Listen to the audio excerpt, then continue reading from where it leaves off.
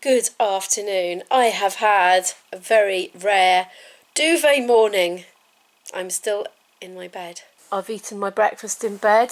I have drunk 3 cups of tea in bed. And watched a lot of YouTube videos in bed. And it's now gone 2 o'clock. What's all this? It's my cosplay of Heather Chandler from Heather's. I'm going as Halloween, but I'm going as her dead version because she dies. Oh. Which is very nice. So can you talk us through this outfit? Got these socks. Got this skirt which I already had. So I thought I would use it instead of buying a new one. Yep. Then I already had this shirt as well from my Doctor Who outfit. And then I got this red jacket. Very nice. Just need to find a way to make it so these bits stay there because it doesn't have any way of keeping closed. Okay. Yet. Very good. I'll figure it out. Okay. Yeah, bye. We were vaguely kind of having friends over today, but they texted this morning to say they've got a cold. Well, one of them has, so they can't come now. But that's okay, because we just fancied a nice resting day. Izzy's been out to the local shops, as you might have gathered, and I've just been dotting around in bed, and it's been heaven.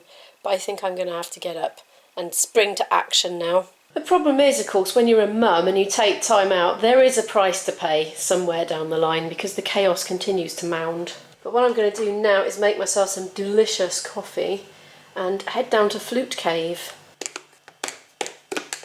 It's my decaf element going in. I am the height of moderation and restraint, you know. It's because I have it so strong, basically. If I have it full caffeine, the strength I drink it at will blast my head off. Whee!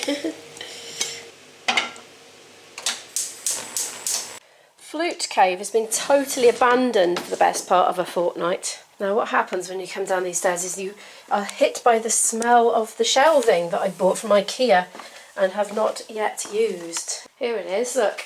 I got ill basically as soon as I had purchased it and didn't get any further with putting it together. There's a bit by there as well, propped up next to the CDs. My voice is still not back to where it was pre-getting this cold. I'm getting to certain notes and it's wobbling and I can't control the pitch. It's most disconcerting, but I really don't want to make it worse, so I haven't done any singing. And I haven't done any flute playing because playing the flute makes it worse, but I really need to do some. It's been a fortnight. I felt really sheepish at the gig that I was doing last weekend because I hadn't been able to practice.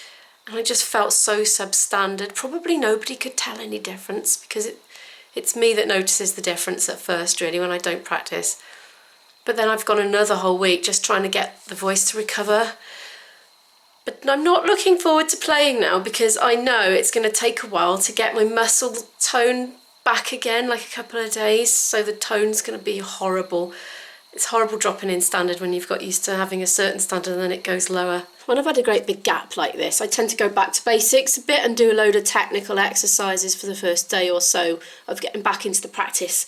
But I've got a gig next weekend, which I'm looking forward to, with my pub band. Now, if you don't know, I have 4 main bands. One is a pub band, a noisy pub band. We do Irish repertoire.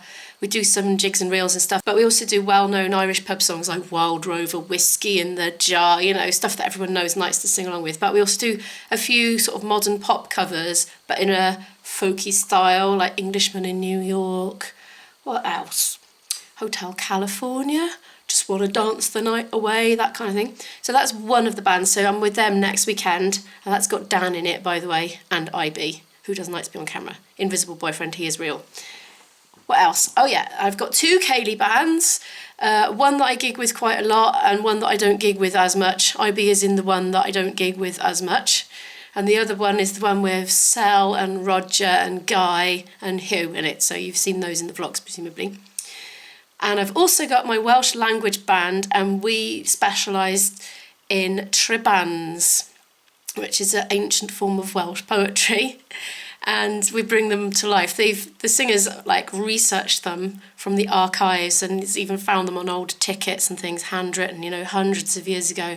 And we've brought them all back to life with music.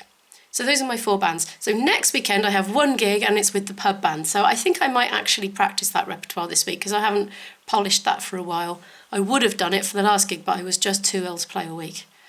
So that's what I'm going to get on with. But I'm going to do some technique now and then get back cracking on the repertoire on Monday.